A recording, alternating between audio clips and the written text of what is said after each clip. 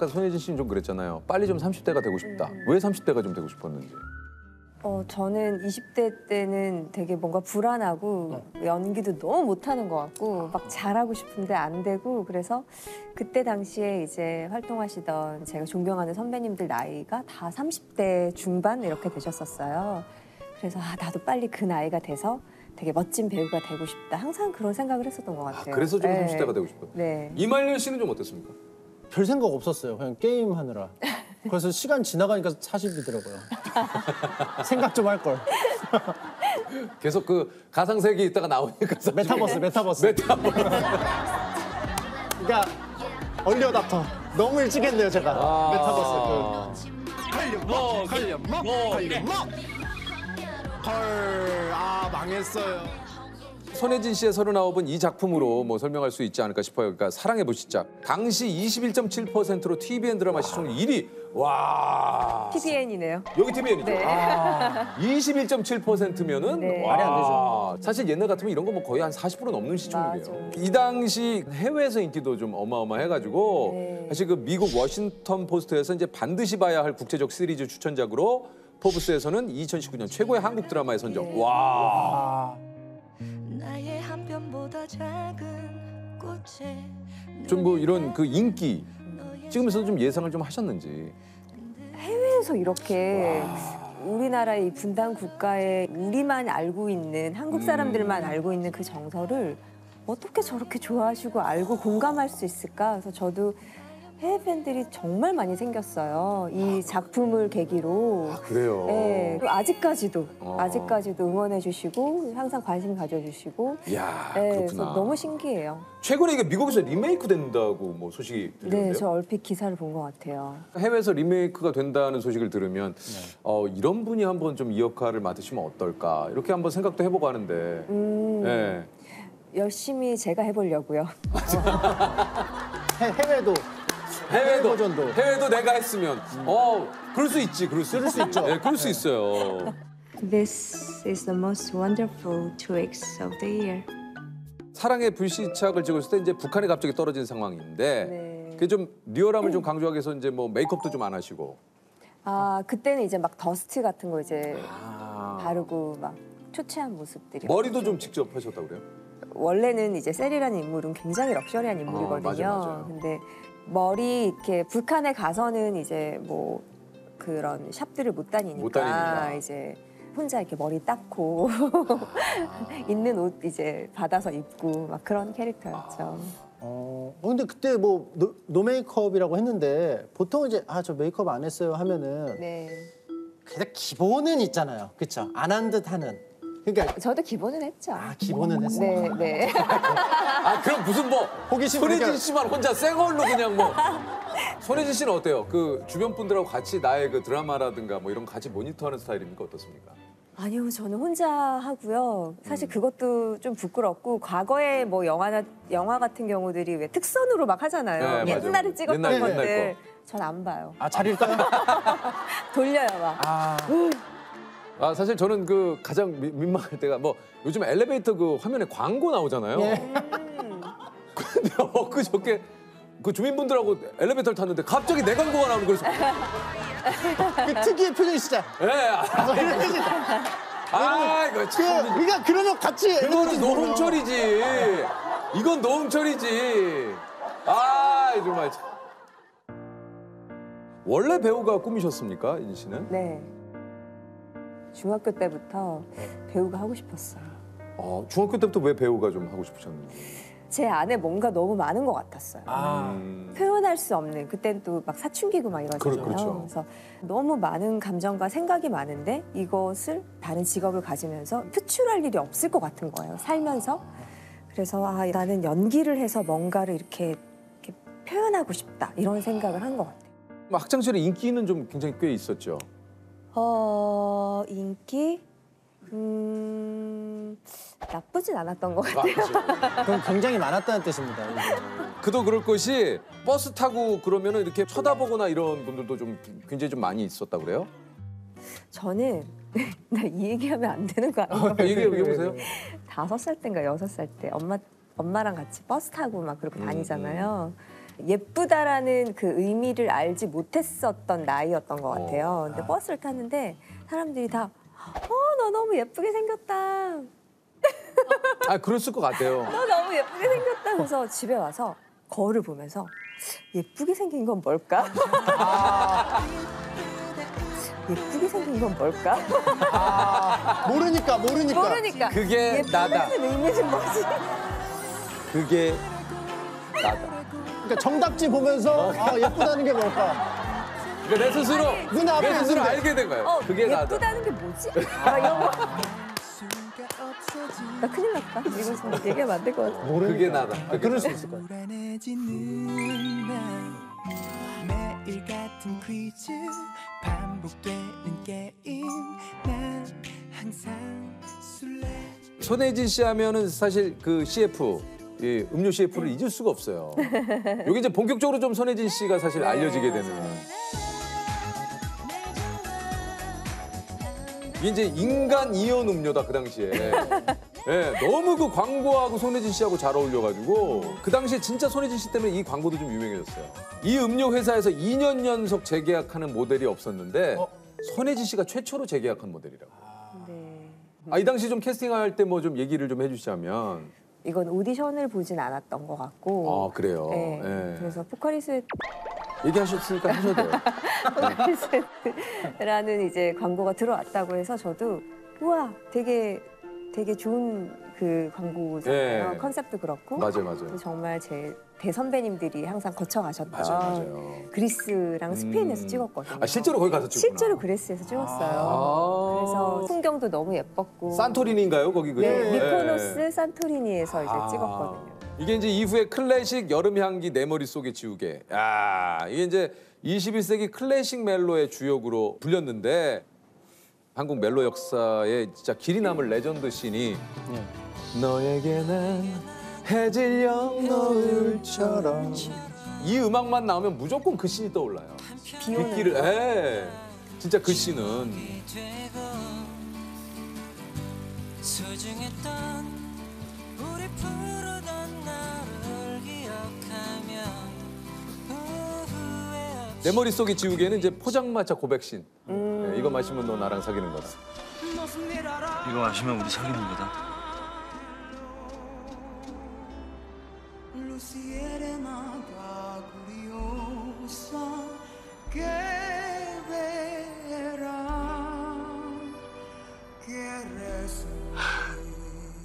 정말 이게 이제 이 장면 하나로 손예진은 한국 영화사에서 자기 할 일을 마쳤다라는. 그러니까 요 두 씬만 가지고도 한국 영화 역사에 손예진은 자기 할 일을 마쳤다. 이 영화가 되게 예전 거잖아요. 그렇죠. 꽤 됐죠. 15년 전? 막 이렇게 됐어요. 그 장면이 이렇게까지 아직까지 많은 분들이 패러디 해주시니까 저 너무 재미있고 좋아요. 네. 그러니까요. 이게 빼놓을 수 없는 게 눈물 연기예요. 나 지금 울고 있어. 눈물 안 보여?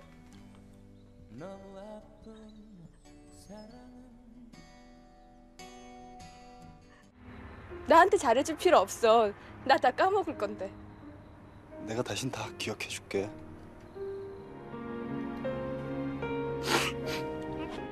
손예진 씨가 울면 따라 울게 돼. 왠지 모르게. 이게 왜냐하면은 우는 걸 너무 예쁘게 하시다 보니까 내가 울어도 좀 예쁠 저러지 것 않을까? 같아서 자기도 모르게 울게 돼요. 저러지 않을까? 근데 어. 보통은 흉하거든요. 저렇게 안 돼요. 보통은 흉해요. 이게 멜로 연기를 좀 잘하는 비결이 있습니까? 멜로 연기, 뭐 코믹 연기, 뭐 호러 연기. 사실 이게 딱히 이렇게 나뉘어진다고 생각은 하지는 않아요. 코믹 연기를 잘하는 분이 멜로도 잘하고 멜로를 잘하는 분들이 액션도 잘하고 근데 저의 멜로 연기를 특히나 좋아해 주시는 것 같아요. 맞아. 네, 맞아요. 듣고 보니 그러네. 네, 20대 때 했던 특히나 그런 멜로 연기들을 아직까지도 뭔가 같이 슬퍼하고 같이 그 멜로의 말랑말랑한 감정들을 같이 느끼시는 건가라는 생각이 저도 이제 뒤늦게 드는 거죠. 가끔 그런 얘기 들었어. 우리 그 일생을 살면서 우리 사람이 뇌의 어떤 뭐 능력을 뭐 20%도 못 쓰고 뭐 몇 프로 저도 옛날 싸이월드에서 봤어요. 뭐 그죠. 예. 진짜 옛날부터 있었던. 아니 그 예? 뇌과학자시니까 뭐 여쭤보고 예. 싶어서. 아, 예. 사실은 우리 뇌는 항상 늘 전체 열심히 일을 하고 있고요. 예. 다만 그 능력을 최대치로는 발휘를 안 합니다. 아 왜 그런 거예요? 아, 그럼 죽습니다.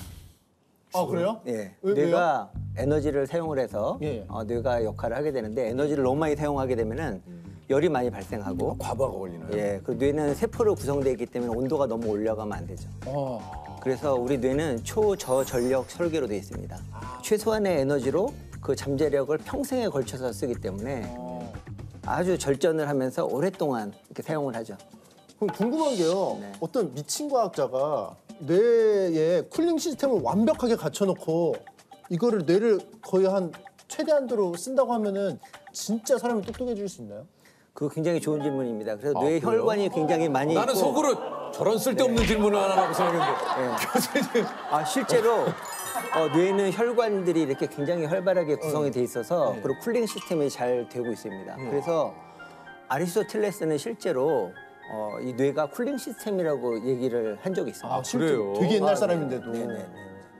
아니 그 뇌과학자는 어떤 일을 하는 겁니까?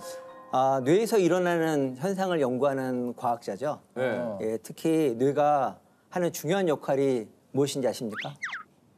뇌는 뭐 여러 가지 역할을 많이 하는데 뭐 중요한 역할이 뭔지는 잘 혹시 그 새로운 회사에서 지금 적응을 잘하고 계시나요? 뭐 나름은 하고 있죠. 예. 아, 예. 그 생물학적인 적응이 무슨 뜻이냐면은 자손을 번식했을 때 적응을 잘했다고 합니다. 예. 그래서 보면 왜 동물원에서 새끼가 태어나면 되게 기뻐하잖아요. 그렇죠, 그렇죠. 예, 그게 그 동물이 그 환경에 적응에 성공하기 때문에 그렇거든요. 뇌가 하는 가장 중요한 역할은 우리가 이 자연 속에서 예. 적응할 수 있도록 예, 생존할 수 있도록 하는 역할을 합니다. 뇌가요? 예, 그게 제 연구 주제가 되겠습니다. 아니 그래서 오늘 교수님께서 이제 사랑에 빠진 뇌의 비밀을 알려주시겠다고 이거 아마 솔깃하신 분들 많으실 거예요. 동물이 생존을 하고 적응을 한다는 의미가 그게 인간적인 의미에서 이 배우자와 이런 애착 관계가 굉장히 중요합니다. 예, 그래서 이 적응의 차원에서 사랑이란 무엇인가 이런 질문을 늘 갖고 연구를 하고 있죠. 아니 근데 사랑은 그 머리로 하는 게 아니라 가슴으로 한다고 저희들은 늘상 그렇죠. 배워왔는데 이게 좀 머리로 사랑 이게 좀 약간 그 좀 혼란이 오거든요. 예, 그렇죠. 원래 그리스 학자 중에서 실제로 심장이 이렇게 뛰니까 사랑할 때마다 그러니까 이 심장에 감정이 있다고 생각하는 사람이 있었는데 철학가 중에 그 알크메온이라는 사람이 처음으로 보니까 눈에 시신경이 뇌로 연결돼 있는 거예요. 그래서 뇌가 이게 감각을 느낀다. 그러니까 심장을 뛰게 하는 거는 뇌다. 거쳐서 이렇게 가는 거죠, 이제. 그렇죠. 제가 유재석 씨를 만났을 때 이렇게 어색하지 않은 거는 모든 국민의 뇌 속에는 지금 유재석 신경이 있습니다. 미디어를 통한 유재석 신경. 그래서 늘 만나요. 저도 있거든요. 네, 늘 만나요. 그래서 어색하지가 않아요. 아 그래요? 예, 실제로 레코딩하면은 측정을 하면 유재석 신경을 찾을 수가 있습니다. 있어요? 있어요. 진짜 있어요 교수님? 아, 그럼요. 옛날에 미국 과학자들이 실제로 빌 클린턴 대통령의 그런 사진을 보여주면서 거기에 흥분하는 신경을 발견을 해서 클린턴 신경이라고 이름을 붙인 적이 있어요. 클린턴 신경. 와 이것도 유재석 신경. 유재석 신경. 없는 사람 없죠, 유재석 신경은. 와 이거 참 뇌가 만들어내는 생물학적인 사랑은 3단계로 구성이 됩니다. 어떻게? 첫 번째는 대상이 없어도 나의 반쪽을 만나고 싶다. 예, 그런 간절함. 간절함. 그런 간절함. 그런 상태가 있죠. 그래서 그런 보통 성호르몬들이 많이 관여를 하고요. 예, 그래서 그리스 사람들은 우리가 원래는 눈이 4개고 입이 2개고 귀도 4개인 줄 알았어요. 그리스 사람들은요? 네, 왜냐면은 나는 불완전하기 때문에 나의 반쪽을 만나서 완전한 모습이 눈이 4개. 만들려고. 그렇죠. 4개를 만들려고. 그렇죠. 그 신비한 힘이 뭘까? 나의 반쪽을 만나려는 그런 에너지. 그 에너지가 어디 모여 있냐면 뇌의 시상하분하는 부위에서 예, 그런 신호를 계속 만들어내는 거예요. 그래서 우리 뇌는 이렇게 생존과 적응에 관련된 그런 신호를 더 민감하게 받아들인다는 걸 알 수가 있죠. 그러면은 금사빠라고 하는 금방 사랑에 빠지는 사람들은 생존과 번식에 좀 더 강한 사람들이라고 볼 어떤가요, 수 있을까요? 누구나 다들 평소에 저 사람이 나의 사랑의 대상이 될까 고민하는 건 똑같은데 좀 그 기준이 좀 낮으신 분들 있잖아요. 예. 그래서 금방 저 사람도 내 대상이 될 수 있을 것 같아. 그래서 또 고백을 하고 금방 사랑에 빠졌다가 또 아닌 것 같아. 그래서 다른 사람한테 빠지고. 그 몸 안에 결제 시스템인데 도장 막 찍는 결제 시스템이네요. 통과. 네. 이거 정말 좋은 답인데요. 제가 수업 시간에도 한번. 이거 3점, 저 3점. 침착맨 지금 감정이 막 통과, 그죠? 그러니까 여기서 중요한 포인트는 뭐냐면은 뭐예요? 의사 결정이라는 거예요. 그러니까 우리가 감정에 빠지고 하지만 그거에 따라서 행동하는 게 아니라 뭔가 의사를 결정하는 이 사람과 연애를 할 것이냐 말 것이냐. 의사 결정이 좀 빠르신 분들도 있고 좀 느리신 분들도 있고. 그리고 사랑의 그 2단계가 있습니다. 뭡니까? 드디어 대상을 발견한 거죠. 그러니까 연애하는 동안에는 또 뇌의 상태가 또 달라집니다. 그때는 뇌에서 특히 그 도파민이라든지 교감신경 이런 것들이 나와서 우리 몸에 신체의 변화가 생기죠. 늘 그대를 만나면 심장이 뛰고 그래서 평소에 이렇게 맑게 보이던 세상이 이 대상을 만나면 주변이 뿌옇게 보이는 아웃포커스 현상이 일어나게 되죠. 실제로 그거 일어나요? 실제로 일어납니다. 콩깍지가 실제로 있는. 그럼요. 그 영화나 드라마에서 나오는 그런 약간 뽀사시한 그런 효과들이 실제로 일어나는 효과라는 얘기군요. 그렇죠. 와. 근데 꼭 경험을 못 하셨습니까? 지하철에서 처음 그녀를 만났을 때 주변 사람들 뿌옇게 보이고 그 사람만 보이고. 없으셨습니까? 뭐 없다. 없었어요? 없다고 하면 또 이상해지는. 아까 막 주변이 막 뿌옇지도 않던데.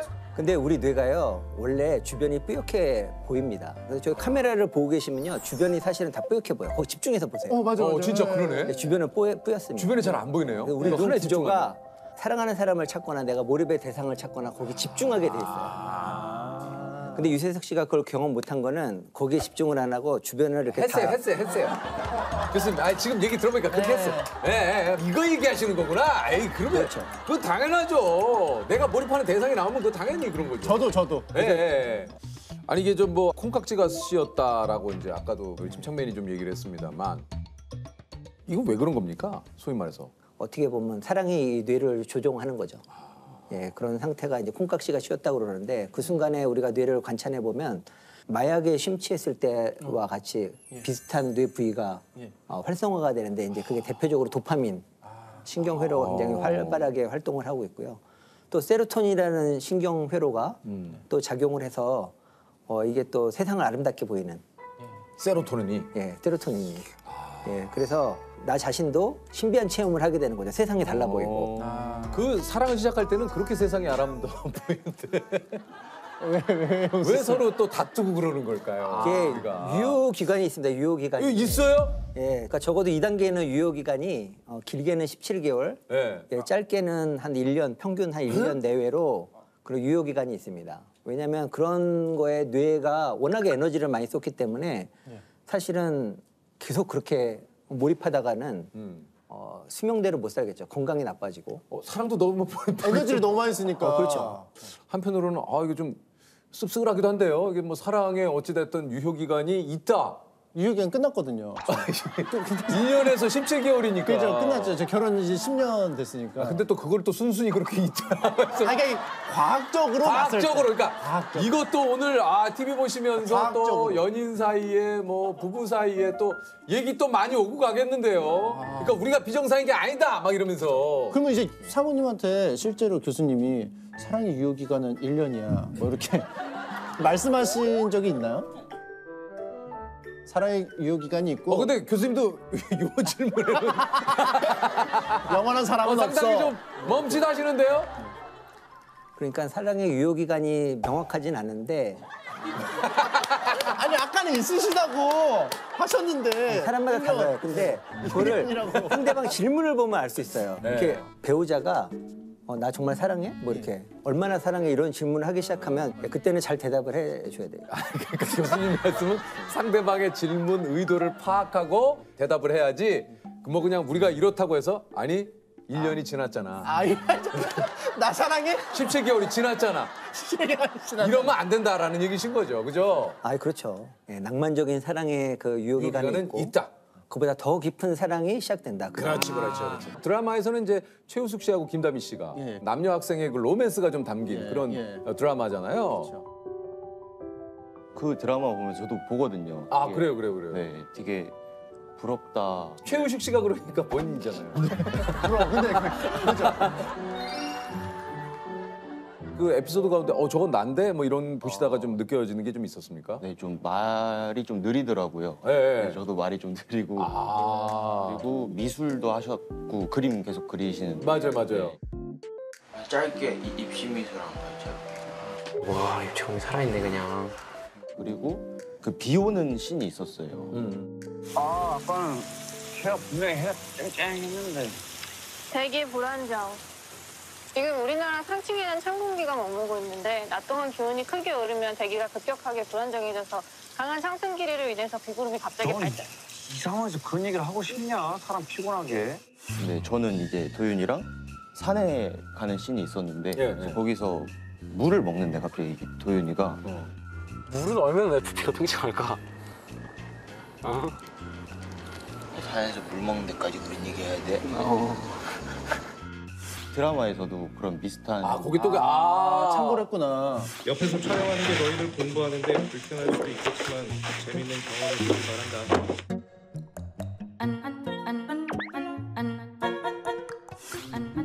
선생님, 이 문제를 로피토의 정리로 풀려면 어떻게 접근해야 될까요?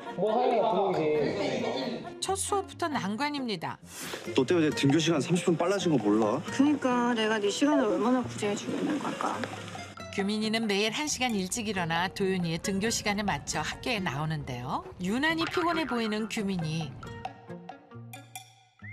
학교 다니다가 어떻게 갑자기 이제 EBS 다큐에 이렇게 출연하시게 됐는지.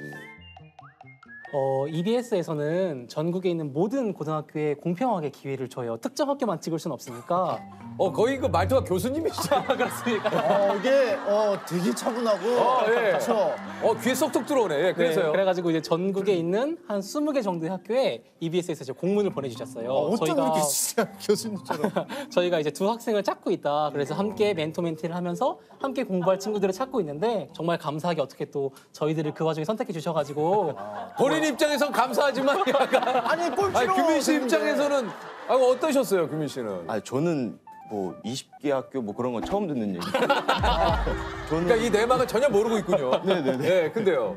이제 저도 1학년 때 반장이었고 이 친구도 이제 반장이어서 좀 볼 기회가 잦아졌다가 이제 갑자기 친구가 오더니 그런 멘토 멘티 프로젝트가 있는데 꼴찌란 말 딱 빼고. 네. 솔깃하셨구나 그냥. 네, 이거 대학 갈 때 스펙으로 써야겠다. 그치, 그 프로그램 나와가지고 뭐 했으니까. 그렇지. 네. 그래서. 네, 그래서 이제 솔깃해서 한 건데 방송 딱 나오고 보니까 전기 꼴등으로 이제. 그건 처음에 몰랐어요? 네. 이게 그쪽 PD님한테도 들은 적 없고. 그냥 두 학생이 함께 짝을 이뤄서 함께 공부하는 그런 프로젝트로 그러니까 그 정도로 처음에 알았구나. 알아서. 네네. 진짜 한창 감수성 예민할 때 그러니까. 길거리 지나가면 차 꼴찌 지나간다고 사람들이 눈으로 막 말할 거 아니야. 맞아. 이게 사실 꼴찌라는 단어가 주는 폭력성이 있거든요. 네, 있어요. 아니 근데 실제로 도윤 씨가 전교 1등이고 규민 씨가 꼴찌가 맞나요, 그 당시에? 성적상으로는 제가 그때 성적이 없었어요. 고등학교 1학년 입학하자마자 코뼈가 부러져서 네, 시험 날이 겹쳐서 시험 못 보고 성적이 없는 상태였으니까 PD님 측에서도 쟤는 꼴찌네 뭐 이러셨을 수도 있다고 생각하는데 그러니까 어쨌든 시험을 못 치렀기 때문에 이제 시험 성적이 없는 거지. 네. 그 꼴찌는 아닌데. 당연하죠. 네. 네. 근데 저는 봐봤자 누가 보겠어라는 생각에 또 다큐잖아요. 네. 그래 뭐 그냥 하자 해서 부모님한테 그냥 할게요 그러고 했는데 전화 진짜 많이 받으셨을 텐데. 그렇죠. 이게 사실은 누가 보겠어 하지만 되게 많이 봐요. 엄청 많이 봐요. 엄청 많이 봐요. 생각보다 연락도 되게 많이 봐. 특히 다큐일수록 어른들이 많이 봐요. 되게 많이 봐. 맞아. 다큐여서 더 독이 됐어. 완전. 네. 주변에서 좀 알아보는 분도 좀 있지 않았을까요? 어땠을까요? 도윤 씨하고 규민 씨 다. 진짜 간혹 가다가 막 지하철 탔는데 옆에서 사진 한 장 찍으실래요? 그래서 사진도 한번 찍어본 적 있고, 네. 규민 씨는 어때요? 아니, 저는 이제 뭐 PC방을 갔는데 PC방 알바분이 알아봐 주시고 도시락 가서 이제 뭐 주문하려고 앞에 아주머니가 며칠 전에 그 방송 나오지 않았냐. 네. 그럼 뭐 추가로 뭐 조미김이라도 하나 뭐 더 넣어준다거나. 저 자주 갔거든요. 조미김이 200원인데 200원이라도 뭐 좀 더 넣어줄 수도 있잖아요. 그 정도의 반가움은 아니에요. 그 정도의 반가움. 사실 지금 생각해 보면 굉장히 규민이한테 많이 미안했어요. 왜냐하면 그치. 저야 저의 삶을 살았던 것 같은데 프로젝트 자체가 규민이가 저에게 모든 것을 맞춰야 되는 그런 취지였단 말이에요. 때로는 규민이한테 막 싫은 소리를 해야 될 때도 있고 또 막상 나온 다큐를 보니까 너무 제가 말을 너무 조금 험하게 해준 것 같아가지고 너무 미안하더라고요. 어떤 말이 조금 제일 좀 미안했어요? 공부할 때 토하면서에 막 토 나올 것 같다 그러면 봉지를 가져서 토하면서 하란 말이야. 막 그런 말들 한단 말이에요. 리액션이 좋다. 제가 리액션이 되게 리액션이 이렇게 떨어뜨린 와. 근데 뭐 이렇게 뭘 못 본 것 같은 그런 느낌으로. 풀이를 외우고 머릿속에. 이걸 어떻게 외워? 토 나와요. 토 나올 것 같아 이런 말 하지 마. 그렇지. 정말 나올 것 같으면 봉지를 갖고 와. 토 하면서 해. 이걸 그대로 외워. 그렇지. 이 문제거든. 그대로 외워.